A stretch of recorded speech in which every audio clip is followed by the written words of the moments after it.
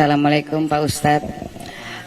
Saya mewakili teman-teman yang bersatu profesi, ingin penjelasan dari Pak Ustadz tentunya.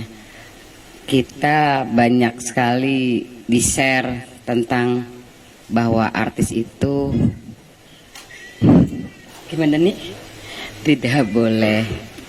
Kita sebagai artis itu sebenarnya haram. Gimana menurut Pak Ustadz? Al-aslu fil asya al-ibahah. Hukum asal segala sesuatu dalam Islam boleh. Hukum asal sesuatu dalam Islam bukan haram. Al-aslu fil asya al-ibahah. Hukum asal segala sesuatu adalah boleh. Makanya yang mesti ada itu label haram, bukan label halal. Karena hukum asalnya adalah halal. Ya lo sudah halal dikasih label halal kan berarti 2 kali lipat. Di mana letaknya haram? Maka kalau ada orang mau haram ditanya, kenapa Ustadz ada orang mengatakan artis itu haram? Yang pertama, karena membuka aurat. Lalu kalau yang dia perankan itu seorang ibu, pakai jilbab, pakaiannya longgar, 20 episode, ke-20-nya nggak ada dia buka aurat. Di mana letak haramnya? Yang kedua, ada sentuhan kulit dengan tak mahram.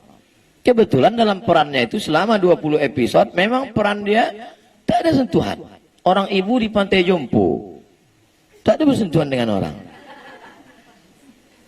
Jadi harus dilihat di mana letak haramnya. Ustadz, itu tari persembahan itu haram.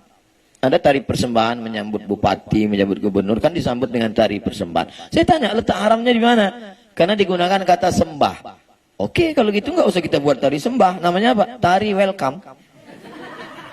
Menyambut selamat datang. Tetap haram juga Pak Ustadz. Kenapa? Karena yang menari itu anak gadis. Oke, kalau gitu jangan anak gadis. Kita latih anak TK. Anak TK nari kan lucu. Maka bupati, gubernur ketika lihat anak TK, ingat dia anak di rumah. Tapi kalau anak gadis, lupa dia bini di rumah. Maka kalau melihat sesuatu itu dilihat di mana letak haramnya. Salah satu sampel yang saya beri adalah haram karena membuka aurat, haram karena berapa banyak orang mengirim saya film-film pendek 5 menit yang tidak ada unsur haramnya tapi menyentuh hati. Yang paling saya ingat adalah ketika seorang gila tidur di depan ruko, dia usir, dia ini. Tapi ternyata orang itulah yang menyelamatkan dari pencuri. Tidak ada unsur haram di situ. Kenapa kita tidak pernah berpikir membuat film-film kemanusiaan tanpa mempertontonkan aurat, tanpa melanggar ajaran agama? Kenapa tidak buat film pendek yang menyentuh? Satu lagi film dari Cina, itu Thailand, yang film Cina pernah. Seorang direktur perempuan numpang di mobil karyawannya, mobil biasa. Akhirnya di tengah jalan, preman-preman orang kaya ngamuk. Disangka ini perempuan biasa, dia telepon, rupanya dia atasan, datang helikopter, akhirnya ketakutan. Enggak ada tuh buka aurat. Padahal bukan negara Islam.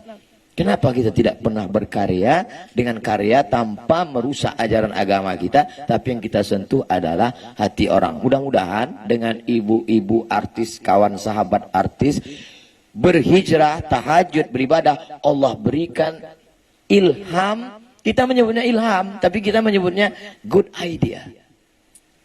Tiba-tiba muncul ide-ide kreatif untuk membuat penulis cerita, untuk membuat, sehingga nanti akan keluarlah film-film pendek, mungkin tidak difilmkan di bioskop, tapi justru viewernya lebih banyak daripada bioskop, berjuta-juta.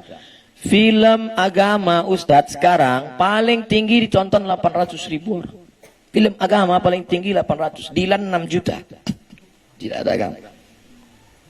Tapi film-film pendek coba lihat, ditonton berapa? Sekian juta, sekian juta. Artinya apa? Tidak ditonton di bioskop, no problem. Tapi ditonton orang di YouTube, di FB, di Instagram. Buat video-video pendek yang lebih menyentuh. Insya Allah, saya berharap penulis-penulis, artis-artis tetap berkarya. Hijrah tidak membuat berhenti dari berkarya. Berkaryanya sebelum hijrah filmnya buat na'udzubillah dosa, setelah berhijrah justru filmnya mengingatkan orang pada kebaikan-kebaikan insyaallah. Amin.